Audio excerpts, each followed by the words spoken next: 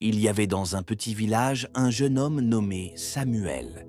Il n'avait rien de spécial aux yeux des gens, pas riche, pas influent, pas particulièrement talentueux. Mais il portait en lui quelque chose de rare, un cœur qui refusait d'abandonner, même quand tout semblait perdu. Samuel avait grandi dans la difficulté. Très tôt, il avait perdu son père, et sa mère luttait chaque jour pour nourrir la famille. Beaucoup autour de lui disaient « Avec ce que tu vis, tu ne réussiras jamais ». Et petit à petit, ces paroles ont commencé à peser lourd dans son cœur. Un jour, après une série d'échecs, Samuel s'assit seul sous un arbre, découragé. Il regarda le ciel et dit « Seigneur, j'ai essayé, mais rien ne marche. Est-ce que ma vie a vraiment un sens ?» Ce jour-là, rien de spectaculaire ne s'est produit. Pas de voix audible, pas de miracle visible. Mais au fond de lui, une pensée douce est venue. Continue. Je ne t'ai pas abandonné. Alors Samuel a décidé de se relever, non pas parce que tout allait bien, mais parce qu'il refusait de croire que sa vie était inutile. Les jours passaient et il faisait de petites choses avec fidélité, aidait sa mère, encourageait les autres, travaillait même sans reconnaissance.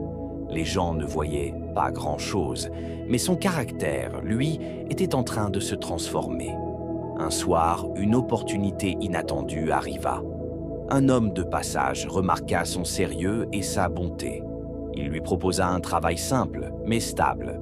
Samuel accepta avec gratitude. Ce n'était pas encore son rêve, mais c'était une porte. Des années plus tard, Samuel n'était plus le jeune homme brisé qu'on connaissait.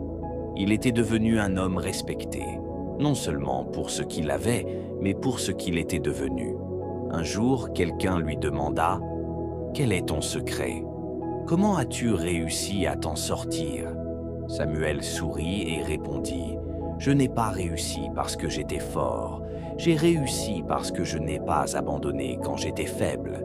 Et surtout, parce que Dieu ne m'a jamais lâché, même quand je pensais qu'il était silencieux. » Cette histoire nous rappelle une chose essentielle. Ce n'est pas ce que tu vis aujourd'hui qui définit ta fin.